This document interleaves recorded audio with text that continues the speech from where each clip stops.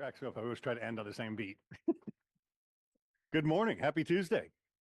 Man, oh man. Is anybody feeling energy? Uh-huh. 3 days, 3 deals. Very good. Inquiries are coming in strong. You know what to do with them? Are customers driving you crazy like they are me? They're not being responsive? Some. What do you have to do? Keep calling. Keep calling. We got some of our calls yesterday on the open mic time. I mean, we're getting people after 3 to 5 months finally signing contracts, but how many of us are staying in touch with people for 3 to 5 months? Jackie, other than Jackie, we're not all raising our hands really aggressively. It takes time. And do you have a system for follow-up? Right? Jimmy, that's one thing that I still want to talk to you about. Yes, Moxie is the answer, but we're going to talk about how to use best. Okay. Good morning, everybody. We've got a fun class today, I think. Let's jump in. The late comers can come late. Cool. So Chris, I was just mentioning, I like Mike's Puma's daily post the last couple of days because he's using the new Century 21 colors with the kind of the retro bring back of the goalpost yard sign as part of their marketing. And that's Times Square. And Chris was just in Times Square for the holidays, I guess. And what did you see? Yeah, I saw that billboard. There was 2 signs there and they were constantly changing. And like 3 out of the 4 rotations were all Century 21. So it was pretty cool to see it up on the Yeah, up on the millions wall. and millions and millions of people are seeing that. So for us to capitalize, and I hope you're taking advantage of the social media tools like Mike's Daily Post, putting it out there, is going to bring back all those people that have seen these things. They're going to be in magazines, they're going to be on the TV, they're going to be in different places. So you can align yourself with that and build on the brand image that we're paying for, right? Because we pay 2% of every dollar goes to a national brand marketing fund now. So if we did $20 million, what is 2% of $20 million? It's 40,000. Yeah, but that's, it's $4,000 a month we're paying towards Century 21 to have that benefit. Is it 4,000 or 40,000? 2% of 20 million. 400,000. 400. Yeah, we're spending $400,000 a year. It's $40,000 a month. So $400,000 a year we are collectively paying to Century 21 for them to do things like this. So we're not piggybacking it and taking advantage of it. We're wasting $400,000 collectively. Now, $400,000 divided by 400 agents is only $1,000 an agent. Do you feel you get $1,000 worth of value from being a Century 21 agent? Without question, right? But when you break it down, I was reading, and this is my entertainment for the morning, my comic, and I read the things that Trump does, and it just cracks my shit up. The guy is out of control. I love him to death, don't get me wrong, but he's totally out of control. But they were mentioning in the reports this morning how $300 billion in trade is coming from China. And I think, oh my God, $300 billion is so much money. No. And it's a penny compared to the $20 trillion that the GDP has coming in, right? 300 million is nothing compared to $20 trillion. So it's all perspective. You knock the zeros off, it becomes more easy to understand. So that being said, here's my enlightened statement for you. This is Matthew yesterday. You are currently living a version of your dream life. Even if it's not where you ultimately want to be, don't let your drunk monkey tell you that you suck or that you're not enough. You're on the path to your version of greatness. So how many of you could look at your life right now and say, wow, I am living a version of my great life, right? The key is to be happy with what you have and eager for more. I was listening to a podcast the other day and the guy said, he goes, I heard this enlightened perspective. And that's exactly how he put it. He said, my mentor told me, you've already achieved goals that you said would make you happy. And you sit there and you're like, holy crap. When I sit back and look at everything I've done and everything, like, yeah, I'm sitting here, not content. But you have to look back and say, I've already achieved some of the goals that I told myself would make me really ecstatic and really happy. So why am I not really ecstatic and really happy more in these moments? You have to stop and think about that and give yourself credit and celebrate your successes because you've already achieved them. You've already done things that you said would make you happy. Yeah. So take the simple things. Are you living in a house? Is it the house you want? Not necessarily, but is it the house that is better than what a lot of people have? Yep. So that's a version of your best life, right? So we're getting there. And just, I think it's part of it, the gratitude and the contentment with what you have kind of frees you up to be more excited about other things. And you all are very, very, very successful. And I said this yesterday too, but our company's list price to sale price ratio is the highest in the nation. We're doing something right, right? So just hold that thought, because you're already living. Well, there's two parts to the list price to sale price ratio. It's not your original list price to the sale price. That's one piece, because we do price properties right and list them and then sell them at a good price. But then our job in negotiating with the seller to get those price adjustments to where it should be, and then negotiating with the buyer's agent to keep the price close to that list price, that's where all the value is. Pricing it right first, right out of the gates, and then selling it. And if we don't, negotiating with both the seller and the buyer's agent to keep those prices where the seller wanted. On both fronts, we are at the top, the highest list price to sale price ratio of any other Century 21 Coldwell Banker or anything. Yep, in the country. Super cool. All right, Paramount Title. I know you're busy doing your month-end closeouts. Oh, I don't know if I saw Megan. We don't have a Megan. She's very busy doing her month-end closeouts. Let's see. I might have missed her. Because that's what happens, Yeah, I don't have her. right? We have a bunch of closings at the end of the month, and they got to do post-closing after that. And this is the second business day of the month, so they're doing post-closings right now. So we'll get updates from them next week. But thank you for all the support for Paramount Title.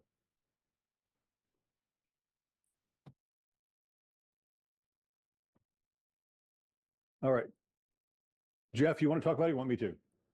Mindset, motivation, skills, action, and accountability. We're not going to let this one go for a while. Jeff there? There. All right. So my thing is, we try really hard as a company to get your mindset focused where it needs to be, which I think is a big part of our success compared to a lot of people that are down 15% and we're up 6%. That's pretty strong. So if you're struggling with your mindset, reach out and talk to us, because the market is not dismal. There are some fantastic things happening. And the neat thing about our business is yesterday could have sucked, but an opportunity and a half is going to show up today. Right? And it's just going to happen like that. But that's a mindset, believing in opportunities, right? And then number two, mindset, motivation. We can't stop talking about that. What is the reason? Why are you doing this? Is it your children? Is it school? Is it reducing debt? Is it buying investment property? Is it saving for retirement? Is it buying food for an 80-pound Great Dane puppy? What is your motivation? Why are you doing this? Why are you here today? Why did you get dressed up and come to the office? Because it's entertaining, one, but mostly because you want to grow your business, right? And for what purpose? So if we have that. And then skills, this is my favorite. And we're going to talk about this today too. We all need skills. I read yesterday what Matthew said. Lead conversion is up to me. Marketing generates leads, right? But lead conversion is up to me, and that's a skill. And what skill? Jessica did a class on this last week. What skill is it? Connection. Connection. How do you connect with people? Use the presets of NLP to engage with them and people who are like themselves. So that's a skill that we need to work on for lead conversion, because a lot of you get a lot of leads. You know, our lead conversion right now on the Zillow team is what, 10%? Close to it, yeah. Which is damn good for an internet lead. Internet leads are usually 2 to 3%, but Zillow sends us connections, which are more better than a regular lead. But a 10% conversion is pretty strong. But a lot of us get engaged with, oh my gosh, I've got 10 leads. I should have 8 sales. No, you're lucky. Stop eating your leash. She does. This is the third one. And then you got to take action. And we're going to talk about that today too. And then accountability is who's holding you responsible for it. I've got a friend I'm talking to now, and we're holding each other accountable to different things. So I was not going to do my yoga class this morning, but we talked about it yesterday. And I said, okay, you're going to do it. I'm going to do it. So I did it because I had guilt, because if I didn't do it, then I would let that person down. And if they don't do it, they're going to let me down. Right? Interesting. So accountability works, whether it's business or personal lives. And that's it for now. So where is your challenge, to be honest with yourself? Where do you need help with? Because we're here to help you get it. All right, challenges of the week. Rachel, we talked in the manager meeting yesterday. What challenges are people having that they're coming to you with? Because if you're coming to me with a challenge, chances are somebody else in this room has that same challenge, right? So Rachel, you were going to show us, where is she? I'm here. Okay. So we have a hell of a resource that's really easy to find, but I think a lot of you don't pay attention and know how to do it. So let's say I wanted to learn how to use Sochi. How would you find that out? Call Mike? Okay. No, don't call Mike when you can do it yourself, right? Not that we're not happy to answer your questions, but this will lay it out for you so easily. So can I share my screen? She should be able You to, should be able yes. to. Okay. All right. So the easiest way is to go to this website, thenextlevelu.com. Mhm. When you have it typed in and there, you can highlight it like this if you're using a regular PC, and you can do just like this, and there will be an option right here to put it on your desktop. So then you can just click straight from there. Otherwise, you can get here, you can add it to your bookmarks, but mainly we want to talk about how to navigate the Next Level U. So there are a couple things you can do.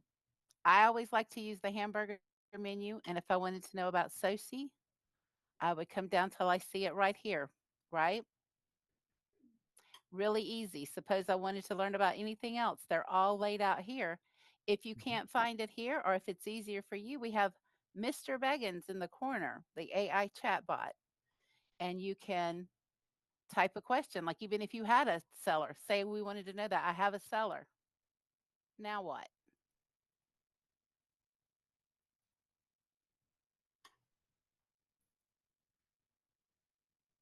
I've tested like 20 different things on this. It's so cool. I just put in a one-word answer and it pops up. Right? Follow the listing process, the 7 Ps, right? Detailed, and it tells you right here. See how it's underlined? Takes you Yep. straight to that link. It has the pre-call script, the presentation, everything laid out for you. And all the videos we're talking about. And all the videos are hooked there as well. Let me share this tab instead. This is the tab. Right. See? Walks you right through it with the scripts, and then the videos will be embedded and how to handle the objections.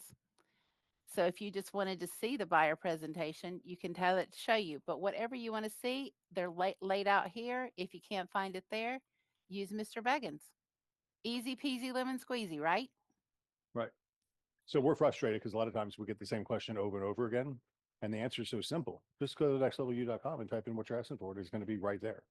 And we've also made a custom landing page for your Moxie website So that you can add your C21 agent sign in, and it's literally a page on your website. So if you forget what it is, all I have to do is go to jimmymcnally.com and go to C21 agent sign in, click the button, and it takes me right to the Next Level U.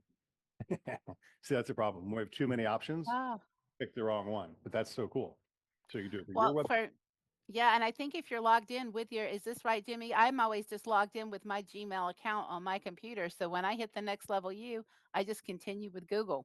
Takes me right through. I don't have to sign in or anything because it has my company email. Yep. That's what I do. Continue with Google. All right. Makes sense. Have you guys tried that yet? Have you tried it? That's the purpose. Do a little experimentation today. Take 5 minutes. Go into the Next Level U and kick around in there. You go, oh wow, this is cool.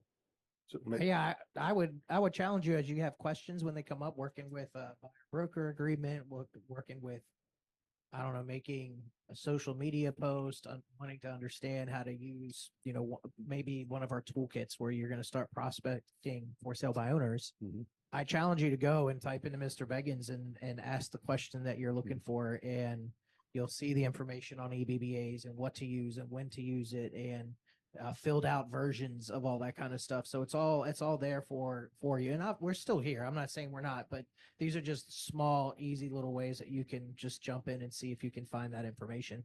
Perfect. Chris Reed, another challenge we have is what? People defending their overpriced listings. Right, pricing. I mean, really, pricing is really the thing that we have to discuss a little bit more of and get a little more clear on. Let me ask you all a question. What are the only two things affecting the sale of real estate in this market? Let me be very clear. What are the only two things that are affecting the sale of real estate in this? Yep, price and motivation. Those are the only two things. Everybody always starts saying, well, but it's the condition and it's this and that one, but I've got a this or that.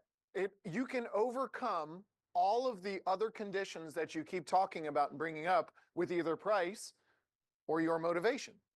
If you're really motivated, you're going to put the right price on it. Or if you're really motivated, you're going to overcome the condition faults that are in this property.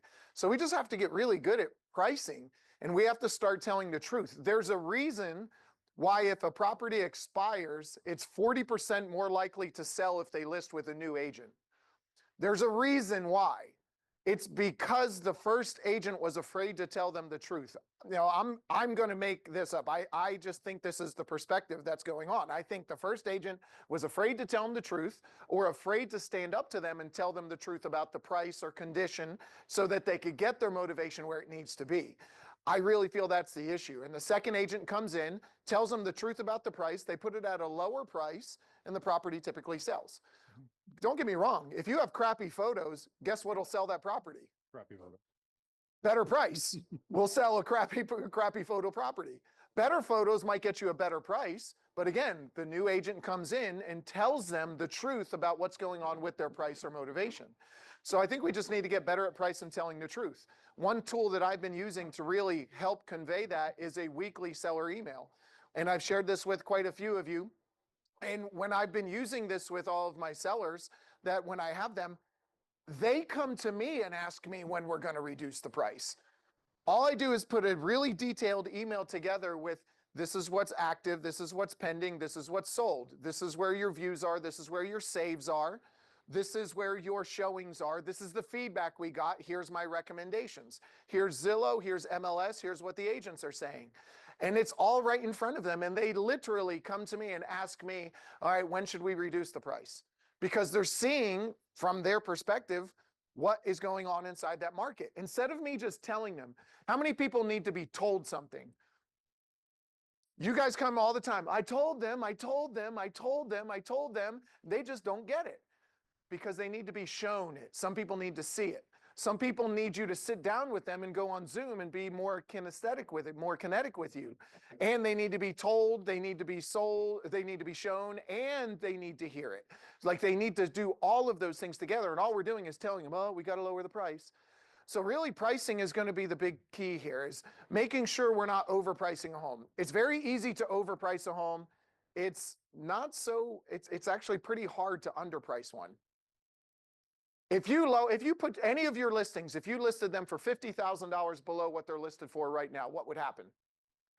They would sell. And would they sell for the $50,000 lower price, or would they probably get multiple offers and sell for more around where the market value is? Market value, right? We're never giving a property away. Everybody says, I don't want to give it away. We never give it away.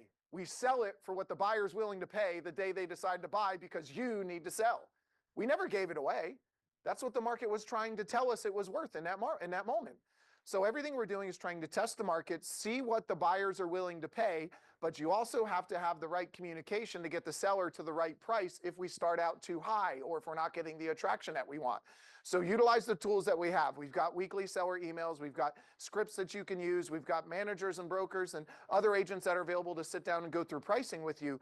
But pricing, get that pricing correct in the beginning, and then make sure we have some strategic drops, a tool you can use right into the listing agreement. Strategic price adjustments. If the property is not under contract within 14 days, 21 days, 30 days of active marketing on MLS, the price will be reduced to, and put a number in it. Start putting those strategic things into the listing agreement. Do you have to hold the seller to it if you're getting a lot of traction? No, you don't have to. You can agree to do something different, but it shows their motivation. And all we're trying to figure out is price and motivation of a seller. If they're more motivated, price is going to get adjusted. So a lot of times all we're saying is, well, it's priced right. It's priced where it needs to be. For what? It's priced where it needs to be to sit on the market, because that's what it's been doing for the last 90 days. If it was priced right, we would have the buyer activity and we would be generating a sale. That's just the reality of it. And don't get me wrong. Some homes you might need to reduce the price way below what you need to make sure that property sells. And it might just be that neighborhood. It might be a micro market where that neighborhood isn't selling as well as the rest. Price will overcome that, but it might not be the right decision for that seller. And that's okay too. We can sit at that price. That's why you have to understand the motivation of the seller and determine what we're going to do with that price. Two examples on that point. One, a listing at the market here. Sunday, for $2.7 million. And the pictures were gorgeous. I mean, just stunning, beautiful, boom. The seller put the house on the market. That's the St. Pete agent. No showcase, nothing on the house, $2.7 million. Offering a 2% buyer's agent commission. Seller will let the house be shown the first day on the market. Why would you do that? Makes no sense to me. And then the consumer that was very interested in one day of the market flew down to see the house. And when they got to the house, they almost vomited. It was so in disrepair. The ceiling fans were rusted. The outdoor lighting was all destroyed. The plumbing fixtures on the outside were not maintained. Just a whole bunch of maintenance issues on a 14-year-old house that has not been updated in 14 years. But the pictures look so good. So my point there is, as a listing agent, we need to position our sellers and say, look, you got to fix this stuff and let's make it look pretty, or get rid of, or let's lower the price and let a new buyer take care of it. Because it's all minor stuff, right? It's probably a $400 fixture on the outside of this house or a $500 ceiling fan. So replace those, or just know you're going to lower price. And then the other one was, and this is really important, an agent was doing a presentation, asked me to look at the price. That's great. And the problem was the seller got into their ear because they did the preview, which they're supposed to do. And the seller said, I really want to net X. Mm-hmm. So the agent goes and crafts the CMA to try to get them to net X.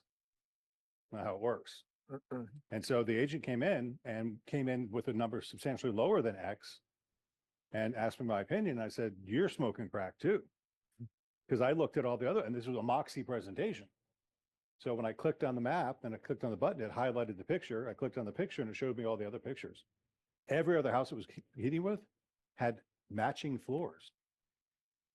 Like brand new ceramic wood-like tile floors and stuff like that, or wood-like plant, wood vinyl, whatever they call it. They had matching floors. All the walls were repainted, new baseboards, new cabinets, new countertops, new appliances, new everything. This house, no kidding, has Harvest Gold tubs and toilets. No, I'm not kidding.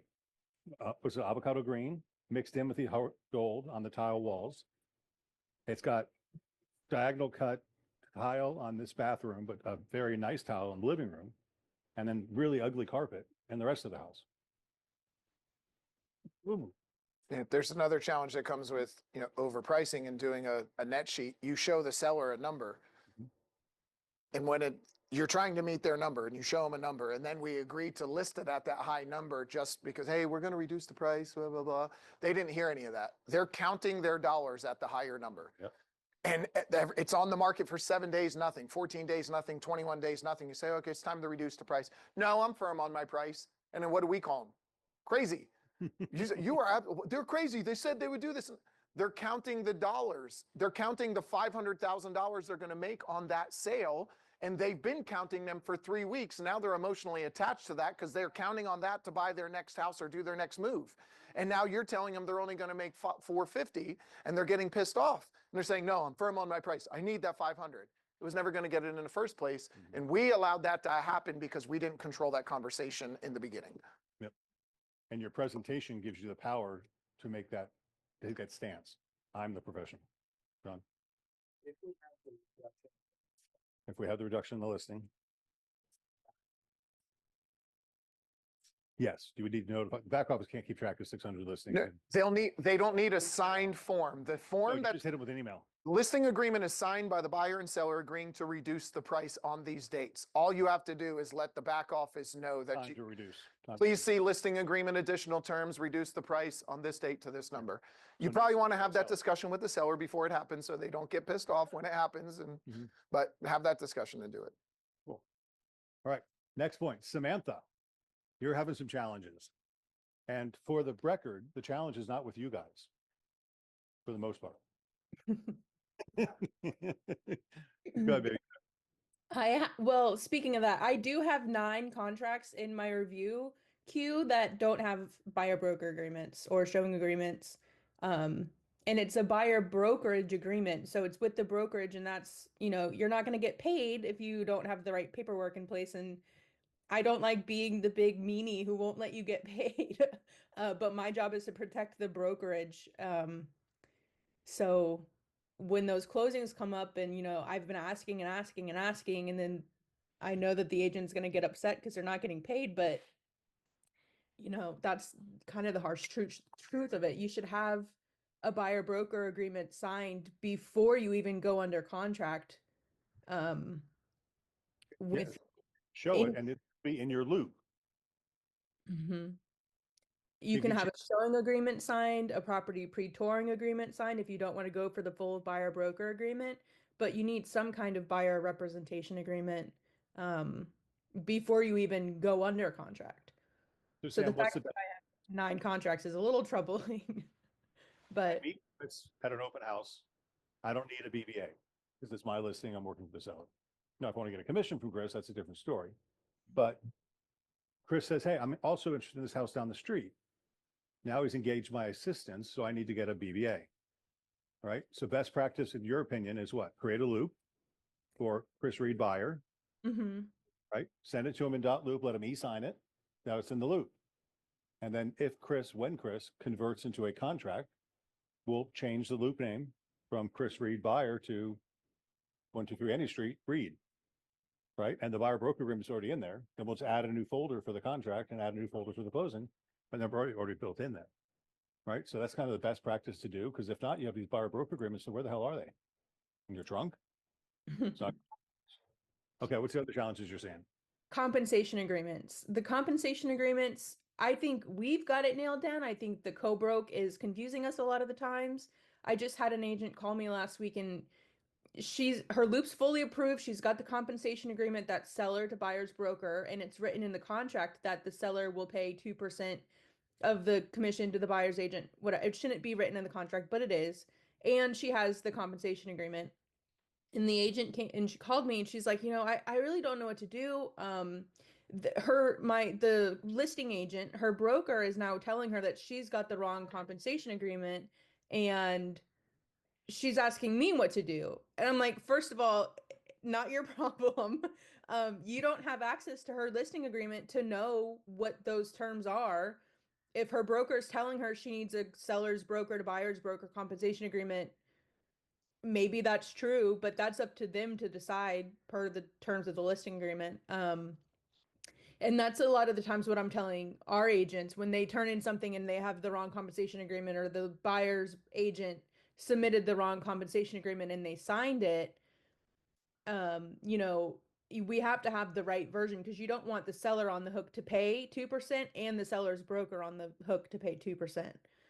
So that was something I talked to you about yesterday was, when there is a compensation agreement and you have to get it corrected to the other version, how do you make sure that other one is canceled? And what we've come to is, on the compensation agreement that you are changing it to correct it is, what was it? This supersedes any previous agreements.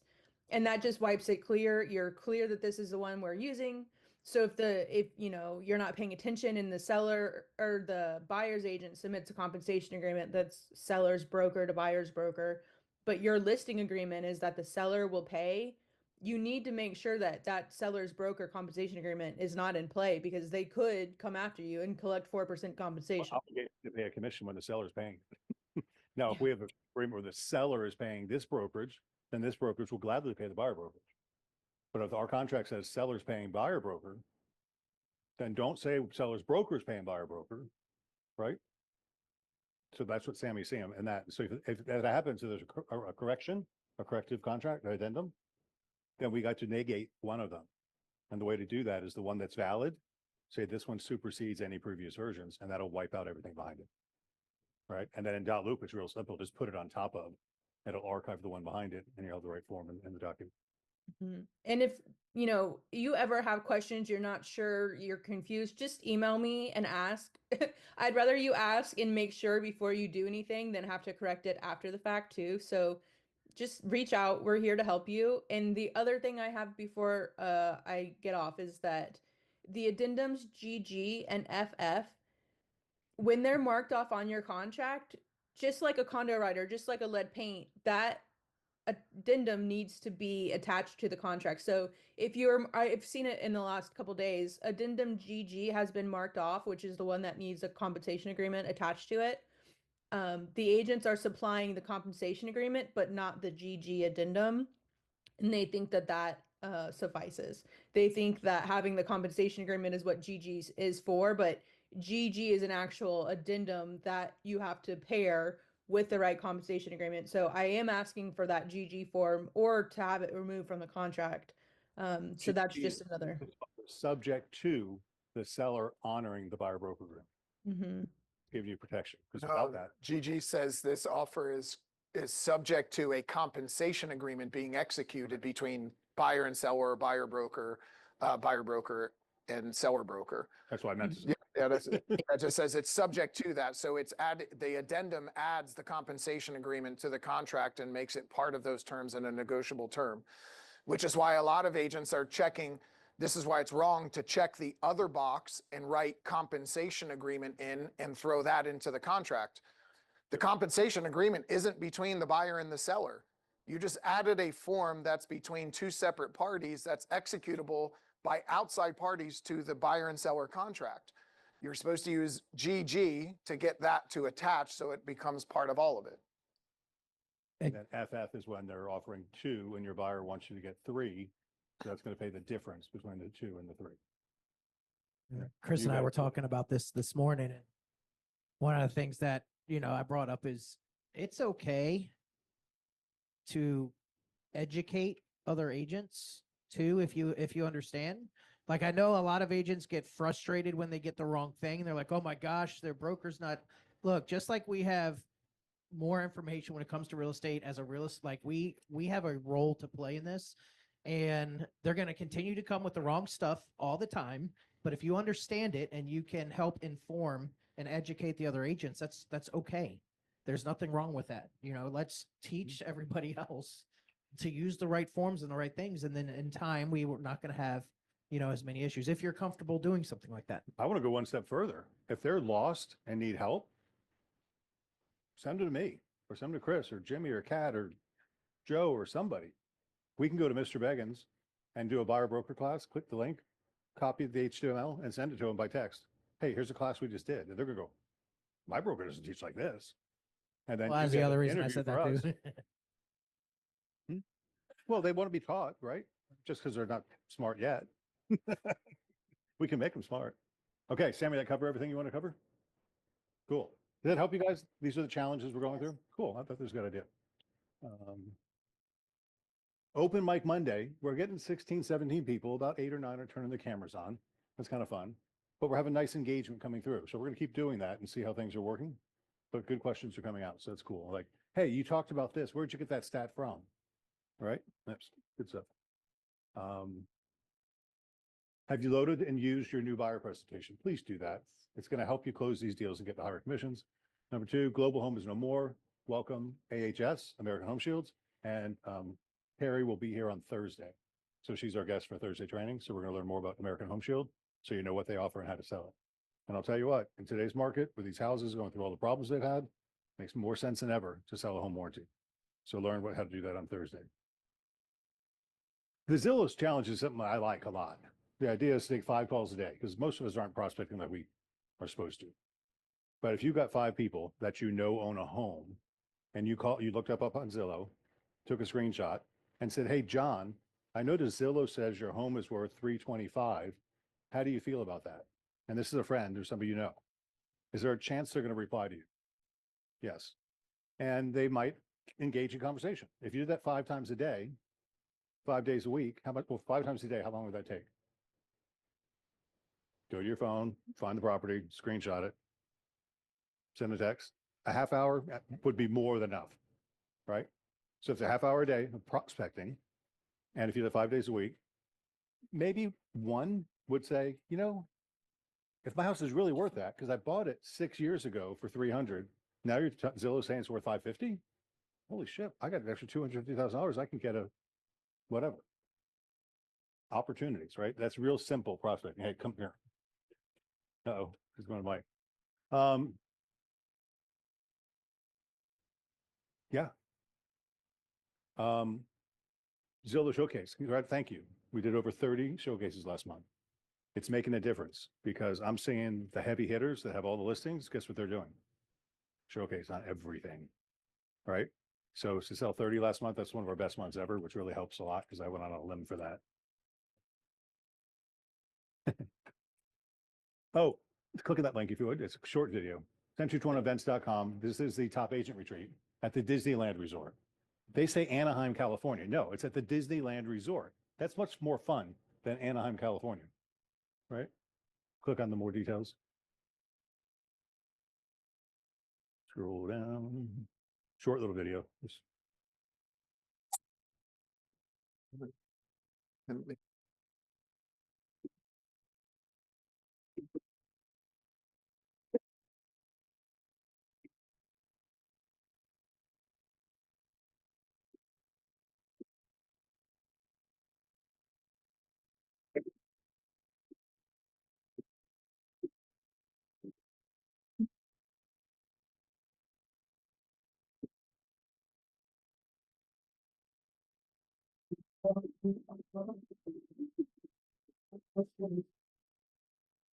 there's something about the camaraderie of going to an event like that that makes you feel like you're part of something bigger.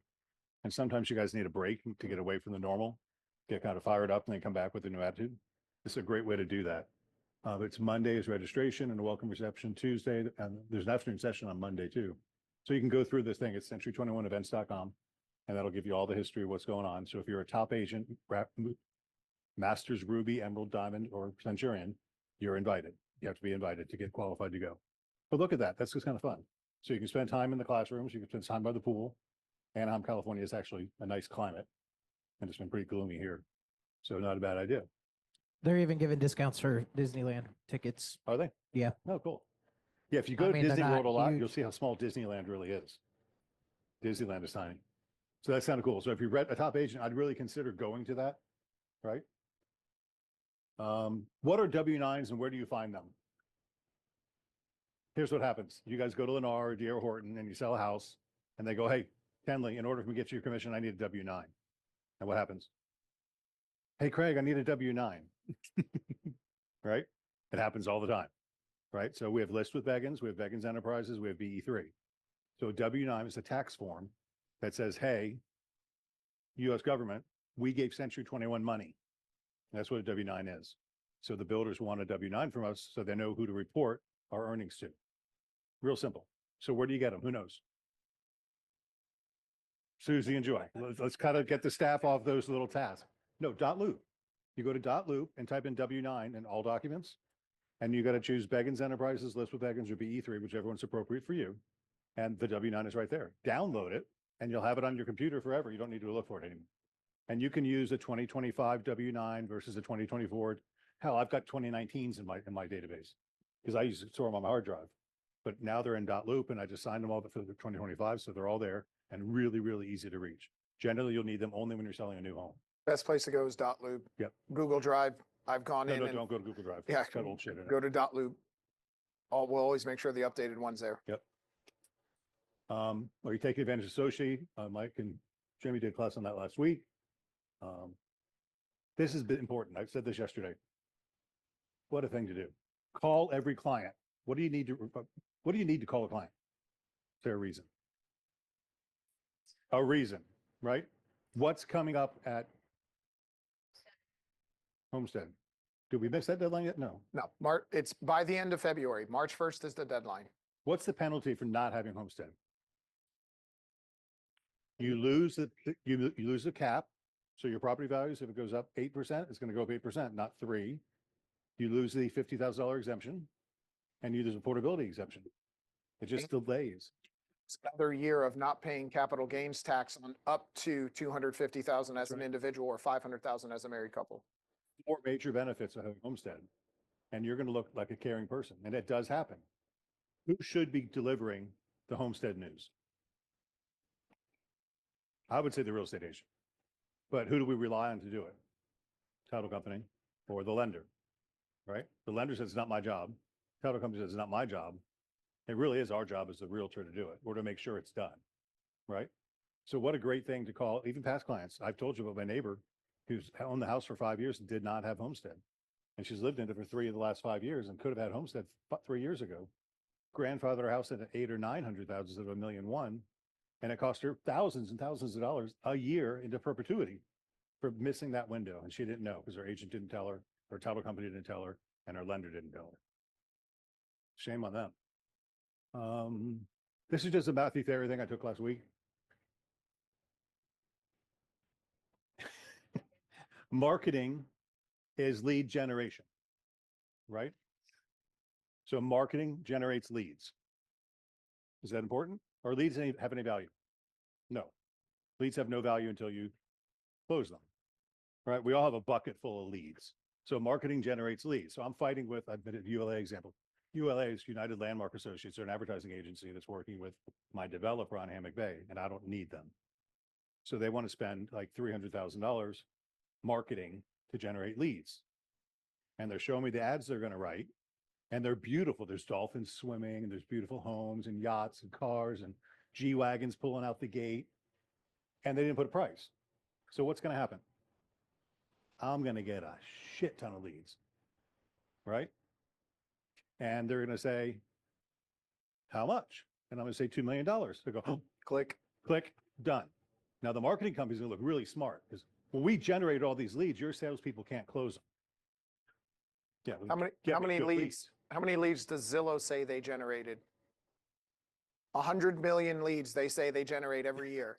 How many home sales were there? This past year, 4 million. The year before that, 4.5. So if every single lead was every single closing was a result of a Zillow lead, that means that 95% of the Zillow leads were not interested and didn't end up buying. If every single closing was a Zillow lead, but it's even worse than that. So that's what I'm saying. The leads are, it's not that the leads are garbage. The leads are opportunities. The leads, like Craig was just saying, it's not that the leads suck. We do, because if we did a little bit of a better job, we would procure a better opportunity and try to connect with that person and have an opportunity to do business with them. So marketing's job is to generate leads, but your marketing has to be spot enough to generate good leads. And then sales is lead conversion. What's lead conversion? Setting an appointment with that consumer, right? And then lead conversion is based on my skills. So that's a skill. When I said on mindset, skills, actions, and accountability, what skills do you need to work on? A lot of us need to work on our lead conversion skills. Mine are really good. I mean, I'm closing everything I talk to, but there's so much knowledge and confidence that I portray on the project that I'm talking about. There's no doubt in the consumer's mind, right? That's why I like when you guys work locally in your local markets where you know everything. Because I take, well, Jackie's different. If I take, I'll use Jackie anyway. If I take Jackie and say, hey, go sell this house in Lake Mary, well, she'll say, okay, I know about Lake Mary, and I don't, but most people don't, right? So if you just, the confidence. Yeah, if you're going to sell another, make that a point to understand it before you go there. Okay. Just always, Jimmy's tip of the week is great to watch. And if you can't find it, where do you go? Come on. No. NLU, nextlevelut.com. The nextlevelut.com. In case you missed the training recap, the classes we did last, if you missed Jessica, she's so awesome. She is so animated. She did a really great job on the DASC last week and how to relate. And she's just so effervescent the way she talks about it. If you missed it, go watch it. This week in learning, Angela sent a recap out on that too. This is fun. Oh, birthdays. I'll just cover these real quick. So we're going to find a new way to do this too. B.E. Pensacola, Terry Cash, Graham Pate, Jerry Hansley, Jules Murphy, Ashanti Mack, Claudia Garcia, Diane Krikorian, whoop, whoop, Ryan Morris, Meredith White, Amy Bowles, and Melanie Graciano have birthdays this week, so happy birthday to them. And these are anniversaries for February. I'm not going to read them all out, but this is our 1-year anniversaries. Maybe some of these people are watching. Is there a problem with this, or that? You've been here for a year or 2 to 4 years and you don't have a photo? Come on, we need to fix that. Because where does your photo go? Century21.com, your website, Zillow, Trulia, Realtor.com, MLS. And if you don't have a picture, what do you get? A little grayed out face that says, I'm not a professional realtor. So if you're one of those people, do it. But these are 2 to 4 year anniversaries, which is cool. I got a stat yesterday from Brian Buffini, who said 72% of agents are not committed to be in the business for the next 2 years. So think about this company, 2 to 4 years, 5+ years. That's not normal in the real estate industry. There's so many people. And NAR lost 300,000 members last year. They're gonna lose another 300,000 this year easily, which is great news. Because the good agent's gonna be left over. I'm excited about that. And that being said, I'm a little over time. Look, Jimmy, 2025. I did it on my own. So, yeah, I always talk about that path to Centurion starts at 140,000 bucks. Average commission's about 10,000 bucks to 14 transactions. You're there. And that's it. So that's all I got. Anybody else from the management team? Nope. Happy Tuesday.